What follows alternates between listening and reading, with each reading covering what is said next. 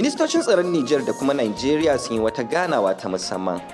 Jama'a barkamu da warhaka, barkamu da sake saduwa da ku a sashen rahotanni wanda ke kawo muku labarai da suka shafi nan gida Najeriya, Afirka da ma duniya baki daya. Idan wannan ne zuwan ka karo na farko zuwa wannan channel, kar ka manta da danna subscribe da kuma kararrawa don sanar da kai a duk lokacin da muka dora wani sabon shiri. Ga kanan labaran kamar haka. Ministocin tsaron Najeriya da Niger sun yi wata ganawa ta musamman game da kalubalen tsaro da kasashen biyu ke fuskanta yayin taron kungiyar haɓaka tattalin arzikin kasashen Afirka ta yamma da aka yi a Yamai.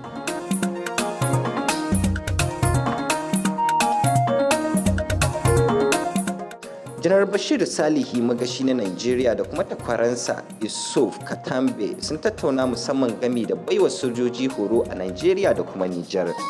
Shafin intanet na kafar yada labarai ta Yame Itles to George ta rawaito cewa wakilan Najeriya sun nuna amincewarsu ga yunkurin da Niger ke yi na mayar da 'yan gudun hijirar Najeriya gida, sannan bangarori biyun sun yarda su sake haduwa domin ci gaba da tattaunawa.